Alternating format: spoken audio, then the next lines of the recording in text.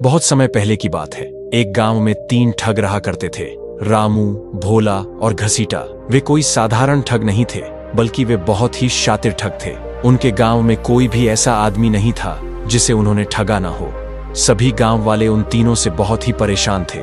लगभग गांव के हर आदमी को उन ठगों ने अपने जाल में फंसा रखा था। और तो और आसपास के गांवों के लोगों को भी उन तीनों ने कभी नहीं छोड़ा। अब तो आसपास के गांव और उनके अपने गांव के सभी लोगों को यह पता चल चुका था कि यह तीनों बहुत ही बड़े ठग हैं और अपनी ठग विद्या के नए नए तरीके आजमाकर यह लोगों को ठगते ही रहते हैं। इसलिए उस गांव के लोग और आसपास के गांव के लोग उन सभी से सावधान रहते थे। जैसे ही किसी भी गांव के आदमी को उन तीनों में से कोई एक या वह तीनों सामने से आते हुए दिखाई दे जाते तो गांव के लोग अपना रास्ता बदल लेते। इस तरह से अब उन तीनों को अपनी रोजी रोटी कमाने में बहुत ही परेशानी होने लगी थी। हालत यह हो चुकी थी कि अब उन तीनों के झांसे में कोई भी नहीं आता था। जब वे तीनों बहुत ही परेशान हो चुके तो उन्होंने आपस में यह सलाह बनाई कि आसपास के गांव के लोग अब उनके बारे में जान चुके हैं, इसीलिए अब उनके चक्कर में कोई नहीं फंसता, तो क्यों ना किसी दूसरे नगर में जाकर कोई ठगी का काम किया जाए। वह तीनों इस बात पर सहमत हो गए और फिर वे तीनों किसी दूसरे नगर की तरफ चल दिए। चलते चलते उन तीनों को भूख और प्यास बहुत ही जोर के सताने लगी, लेकिन उनके पास तो एक भी रुपया नहीं था। ऐसी हालत में वह क्या करते, क्या खाते और क्या पीते। चलते चलते अब वे दूसरे नगर में पहुंच चुके थे और वे बहुत ज्यादा थक चुके थे। उन तीनों में से रामू सबसे बड़ा था। इस नाते से बाकी दोनों ठग उसे उस्ताद कहकर बुलाते थे। तब रामू उस्ताद ने अपने दोनों साथियों से कहा, भाइयों, अब कुछ खाया पिया जाए, क्योंकि चलते चलते हम बहुत ही थक चुके हैं और हम सभी को बहुत ही जोर से भूख भी लगी है। भोला ने कहा, पर यार, हमारे पास तो एक फूटी कौड़ी भी नहीं है। रामू ने कहा, चलो भाइयों, इसका भी कुछ जुगाड़ करते हैं। नगर के बाजार में पहुंचकर वह तीनों इधर उधर नजरें दौड़ाने लगे तो उन्हें सामने ही एक हलवाई की दुकान में तरह तरह की मिठाइयां सजी हुई नजर आई। जलेबी, लड्डू, बर्फी, रसगुल्ला, कलाकंद, न जाने क्या क्या। अब तो मिठाइयों को देखकर उनके मुंह में पानी आ गया और उनकी भूख और भी ज्यादा बढ़ चुकी थी। रामू ने भोला और घसीटा से कहा, चलो भाइयों, आज क्यों ना सबसे पहले इस हलवाई की दुकान पर ही अपनी ठग विद्या को आजमाया जाए। रामू की बात सुनकर बाकी दोनों साथी भी बहुत ही खुश हुए और वह चहकते हुए कहने लगे, हाँ उस्ताद जी, आप सही कहते हैं। घसीटा ने कहा, मेरा 20 साल का तजुर्बा है, पहले पेट पूजा, उसके बाद कोई काम दूजा। भोला कहने लगा, मैं तो 1 किलो लड्डू खाऊंगा। उसकी बात सुनकर घसीटा बोला, उस्ताद, मैं तो 1 किलो जलेबी खाऊंगा, गर्मा गर्म बन रही है, इन्हें देखकर ही मेरे मुंह में पानी आ गया है। अब रामू ने एक योजना बनाई और फिर अपने बाकी दोनों साथियों के कान में वह कुछ समझाने लगा। जब उन्होंने सारी योजना समझ ली तो फिर अपनी योजना के अनुसार भोला और घसीटा दुकान के अंदर चले गए और दुकान में जाकर वो बैठ गए। अपनी दुकान में ग्राहकों को आया हुआ देखकर हलवाई और उसकी पत्नी बड़े ही खुश हुए। दरअसल बात यह थी कि दुकानदार लाला राम बहुत ही कंजूस आदमी था। उसने कभी किसी को कुछ नहीं दिया था।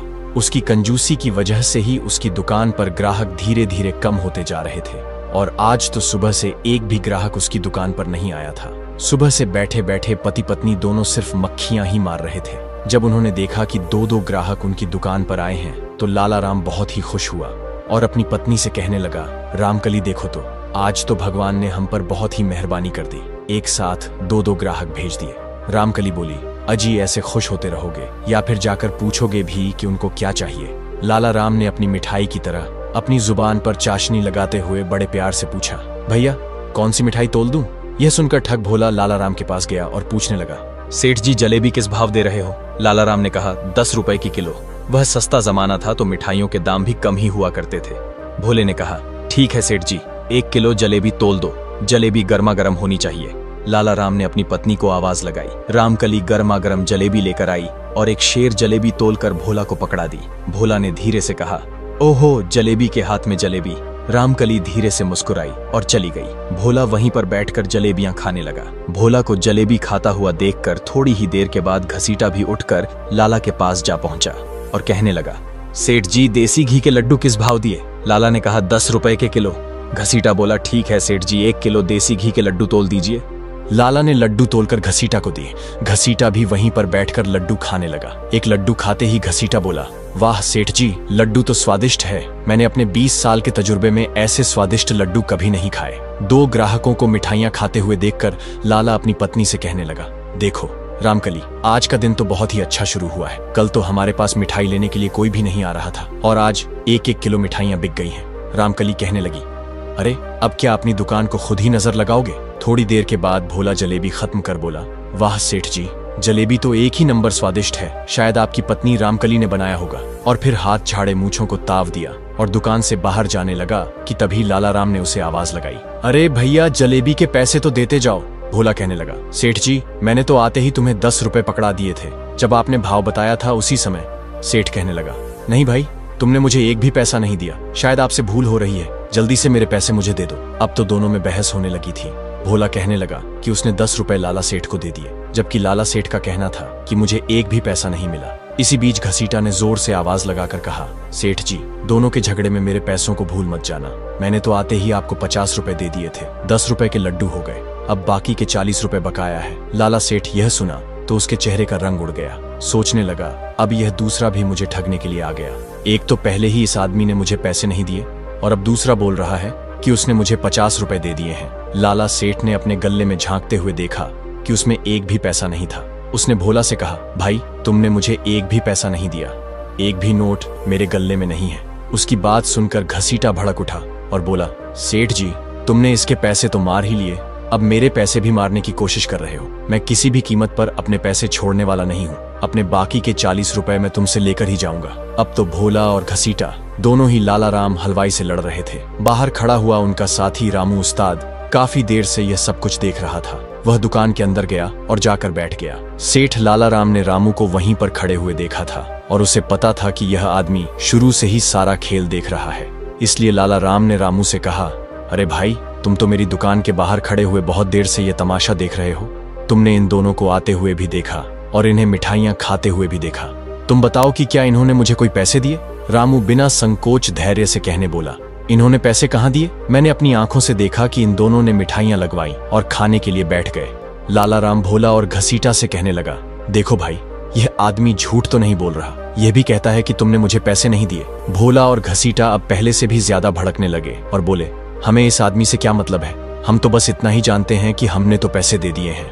लड़ाई करते करते वे तीनों दुकान से बाहर आ गए और वहां पर लोगों की भीड़ इकट्ठी हो गई। तब किसी ने यह खबर नगर के कोतवाल को दे दी। कोतवाल ने अपने सिपाहियों को भेजा कि उन 3 झगड़ा करने वालों को कोतवाली में पकड़कर लाया जाए। कोतवाल के सैनिक आए और तीनों को पकड़कर कोतवाल के पास ले गए। अब वे दोनों तो कह रहे थे कि हमने पैसे दे दिए हैं। घसीटा के तो 40 रुपए अभी और भी बाकी थे, जबकि लाला सेठ का कहना था कि इन दोनों ने मुझे कोई भी पैसा नहीं दिया। मैंने अपने गल्ले में भी देख लिया, उसमें वही पैसे थे जो उसमें पहले से रखे हुए थे। ये दोनों झूठ बोल रहे हैं। सारी बातें सुनने के बाद कोतवाल कहने लगा, लाला राम क्या तुम्हारे पास कोई गवाह है जो इस बात को बता सके कि इन दोनों ने तुम्हें पैसे दिए हैं या नहीं? लाला सेठ को याद आया कि उस समय दुकान के बाहर एक आदमी खड़ा था जो थोड़ी देर के बाद उसकी दुकान के अंदर आकर बैठ गया था और उसने सब कुछ देखा था। उसने यह बात भी स्वीकारी थी कि इन दोनों में से किसी ने भी कोई पैसा नहीं दिया। यह ख्याल आते ही लाला का चेहरा चमक उठा। उसने कोतवाल से कहा, कोतवाल जी उस समय मेरी दुकान के सामने एक और ग्राहक खड़ा था जो थोड़ी देर के बाद मेरी दुकान के अंदर आ गया था। उसने सब कुछ देखा था और उसने इन दोनों के सामने यह बात भी कही थी। ये दोनों झूठ बोल रहे हैं। कोतवाल ने कहा, तो ठीक है लाला राम, आज शाम तक उस गवाह को कोतवाली में पेश करो। अब तो लाला राम उल्टे पांव दौड़ता हुआ अपनी दुकान में जा पहुंचा। देखा तो रामू अभी भी दुकान के आगे एक पेड़ के नीचे बैठा हुआ था। लाला सेठ उसके हाथ पैर जोड़ते हुए कहने लगा, भाई तुम मेरी गवाही दे दो तो मेरे पैसे मिल जाएंगे। तुमने तो शुरू से लेकर आखिर तक सारा माजरा देखा है। रामू कहने लगा, हाँ लाला जी मैंने सब कुछ देख लिया है। उन दोनों घटिया लोगों ने तुम्हें एक भी पैसा नहीं दिया था और भरपेट मिठाई भी खा ली थी, और तो और आपकी पत्नी रामकली पर भी उनकी नजर थी। लाला सेठ कहने लगा, तो चलो मेरे साथ कोतवाल के सामने। अब रामू ने एक चाल चली। वह कांपते हुए कहने लगा, लाला जी मैं चल तो देता, पर मुझे बड़ी जोर से ठंड लग रही है, लगता है मुझे बुखार चढ़ गया है। ये कहते कहते वो जोर जोर से कांपने लगा। लाला ने जब रामू को छू कर देखा तो सोचने लगा कि इसको बुखार तो है नहीं, पर हो सकता है कि बिना मौसम के बुखार चढ़ गया हो जो शरीर के अंदर ही तप रहा हो। उसने अपनी पत्नी रामकली को आवाज लगाते हुए कहा, अरे रामकली जरा मेरी पशमीना की चादर तो ले आओ जो मैंने कल ही कश्मीर से मंगवाई है। बड़ी अच्छी और गर्म चादर है, वह इस भाई को उड़ा दो, इसके शरीर में गर्मी आ जाएगी। और हाँ, इसके लिए गर्मा गर्म चाय भी बना दो। चाय के अंदर पानी मत डालना, दूध में ही पत्ती डाल देना। रामकली यह सुनकर बड़ी हैरान हुई, क्योंकि वह अपने कंजूस पति की आदत को अच्छी तरह से जानती थी। जब भी घर में कोई मेहमान आता तो पहले तो लाला राम बोल देता कि रामकली चाय बना दो, और जब रामकली चाय बनाने के लिए बैठ जाती तो पीछे से गर्दन हिलाकर ना का इशारा कर देता। रामकली गुमराह हो गई कि चाय बनाऊं या ना बनाऊं। तब उसके पति लाला राम ने एक बार फिर से आवाज लगाई, रामकली देर ना करो, जल्दी से चाय बना दो, हमें कोतवाली भी जाना है। अब तो रामकली ने चाय बनाई और चाय का कप भर के रामू के सामने रख दिया। रामू ने चाय का एक घूंट पिया और फिर बोला, लाला जी मैं खाली चाय तो पीता नहीं, चाय के साथ मुझे कुछ और भी चाहिए। लाला राम हलवाई ने देसी घी के 4 लड्डू और 4-5 जलेबियां उठाकर रामू को पकड़ा दी और कहने लगा, भैया इनके साथ जल्दी जल्दी चाय पी लो और मेरे साथ कोतवाली चलो। रामू धीरे धीरे चाय की चुस्कियां लेता रहा और साथ ही साथ लड्डू और जलेबी के मजे भी ले रहा था, जबकि सेठ लाला राम का दिल जल रहा था कि यह जल्दी से जलेबी खाए और मेरे साथ कोतवाली चले। थोड़ी देर के बाद रामू ने लड्डू और जलेबी खत्म कर दिए, मूंछों पर ताव दिया, फिर उसने सेठ जी के चादर को ओढ़कर कहने लगा, लाला जी अब मुझे ठीक लग रहा है, लगता है मेरा बुखार धीरे धीरे कम हो रहा है, चलो मैं तुम्हारे साथ चलने को तैयार हूँ। लाला राम रामू को लेकर फिर कोतवाल के सामने पहुंच गया। लाला राम ने कहा, हुजूर यह वही आदमी है जिसने यह सारा माजरा देखा था। कोतवाल ने रामू से पूछा, क्यों भाई तुमने इनको मुफ्त में मिठाइयां खाते हुए देखा है? तो रामू एकदम से अपने तेवर बदलते हुए कहा, नहीं कोतवाल जी, मैंने तो इन दोनों को पैसे देते हुए देखा है। एक ने तो आते ही 10 का नोट दिया था और दूसरे ने 50 का नोट दिया था, और लाला जी ने कहा था कि बाकी के 40 बाद में ले लेना। ये सुनते ही लाला सेठ के चेहरे का रंग उड़ गया। उसने रामू से कहा, अरे भाई तुम ये क्या बोल रहे हो, तुमने तो मेरी तरफ से गवाही देनी थी। रामू ने कहा, जब तुमने मुझे मारने पीटने की धमकी दी तो मैं और क्या कहता। और फिर वह कोतवाल से कहने लगा, देखो हुजूर इसने मुझे बहुत ही डराया धमकाया, इसलिए मैं गवाही देने को तैयार हो गया था, पर आपके सामने मुझे किसी का कोई डर नहीं है। यह सुनते ही सेठ लाला राम के पैरों के नीचे से जैसे जमीन ही खिसकने लगी। वह समझ गया कि यह तीनों मिले हुए हैं और तीनों ठग हैं। उसने रामू से हाथ जोड़ते हुए कहा, भैया क्यों झूठ बोलते हो, मैंने तुम्हें चाय लड्डू और जलेबी भी खिलाई है, उनके वास्ते तो कम से कम तुम सच बोल दो। रामू तपाक से कहने लगा, हुजूर इसने अपने मुंह से कबूल कर लिया कि इसने मुझे जलेबी लड्डू और चाय पिलाई है। हाँ इसने मुझे चाय पिलाई, लड्डू खिलाए, क्योंकि इसने जब मुझे डराया धमकाया तो मैं डर के मारे कांपने लगा था, और तब मुझे सहज करने के लिए इसने चाय और लड्डू और जलेबी मुझे खिलाई। यह सुनकर तो कोतवाल को बड़ा ही गुस्सा आया और वह लाला सेठ के ऊपर चिल्लाते हुए कहने लगा, लाला राम ये तुम क्या बोले जा रहे हो, इन भले लोगों पर इल्जाम लगा रहे हो कि इन्होंने पैसे नहीं दिए, और दूसरा तुमने इस भले इंसान को डराया धमकाया। इतना सुनकर रामू बोला, हुजूर इस लाला का कोई भरोसा नहीं है, ये तो ये भी कह सकता है कि मैंने जो चादर ओढ़ रखी है वह इसी ने मुझे दी है। लाला चिल्लाकर कहने लगा, हाँ हाँ हुजूर ये चादर मेरी है और मैंने इसे तब दी थी जब इसे ठंड लग रही थी। रामू अब कोतवाल की तरफ देखते हुए तपाक से बोला, देखा हुजूर जो मैंने कहा था वह सच हो गया, यह तो एक नंबर का ठग है, मिठाई देकर लोगों से दोगुनी कीमत वसूल करता है। अब तो कोतवाल का गुस्सा 7वें आसमान पर पहुंच गया। वह लाला सेठ को फटकारते हुए कहने लगा, लाला चुपचाप इन्हें 40 रुपए वापस दे दो, नहीं तो तुम्हें अभी के अभी उठाकर कैद खाने में डाल दूंगा। लाला भी अब यह अच्छी तरह से समझ चुका था कि वह ठगों के जाल में फंस चुका है, और उसने 40 रुपए निकाले और घसीटा को दे दिए, और फिर बिना किसी अपराध के वो माफी मांगकर मुंह लटकाकर अपनी दुकान की तरफ चल दिया। तीनों ठग भी खुश होकर कोतवाली से बाहर आ गए और लाला सेठ को पीछे से धीरे से कहने लगे, क्यों लाला राम कैसी रही हमारी चालाकी, मिठाई भी खा ली और पैसे भी नहीं दिए, और तुमसे तुम्हारी कीमती चादर भी ले ली। लेकिन ठगों को यह मालूम नहीं है कि जब वे लोग लाला को चिढ़ा रहे हैं उसी समय कोतवाल का एक सैनिक उनके पीछे से यह सब कुछ सुन रहा है। इसके बाद तीनों ठग और लाला अपने अपने रास्ते चले गए। सैनिक ने यह बात कोतवाल को बता दिया। अब कोतवाल को इस बात का एहसास हो गया कि उसने एक गलत फैसला किया है और यह तीनों शातिर ठग हैं, लेकिन उसके पास कोई सबूत नहीं था, इसीलिए उसने ठगों से कुछ नहीं कहा और उन्हें जाने दिया। इसके बाद तो तीनों ठगों के हौसले और भी बढ़ चुके थे। वह सोचने लगे कि इस शहर के लोगों को बड़ी ही आसानी से ठगा जा सकता है। वे तीनों रात बिताने के लिए एक पुराने खंडहर में पहुंच गए। अगले 2-3 दिन तक उन्होंने कुछ और लोगों के साथ भी ठगी की और काफी दौलत इकट्ठी कर ली। अब वे इस खंडहर में ही रहने लगे थे। तीसरे दिन उन्होंने फैसला किया कि अब वह इस शहर से निकल जाएंगे। लेकिन उस रात को हुआ यह कि जब वे लोग खंडहर में रुके हुए थे तो उनके पास एक आदमी और आकर रुका, जो देखने में काफी धनवान लग रहा था। वे तीनों ठग उससे बातचीत करना शुरू करते हैं तो पता लगा कि वह आदमी शहर में आए हुए एक घोड़ों के सौदागर का मुंशी था, जिसे कल सुबह अपने मालिक के काम से एक दूसरे नगर में जाना था।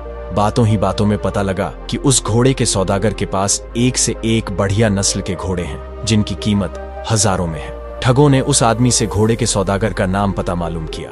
उन्होंने योजना बनाई कि क्यों ना इस शहर को छोड़ने से पहले एक आखिरी ठगी की जाए और इस घोड़े के सौदागर से एक अच्छी नस्ल का घोड़ा ठग लिया जाए जिसकी कीमत हजारों में हो। और फिर उन तीनों ने घोड़े के सौदागर को ठगने की योजना बना ली। अगली सुबह रामू और घसीटा घोड़े के सौदागर के पास पहुंचे, जहां पर सौदागर का खेमा लगा हुआ था।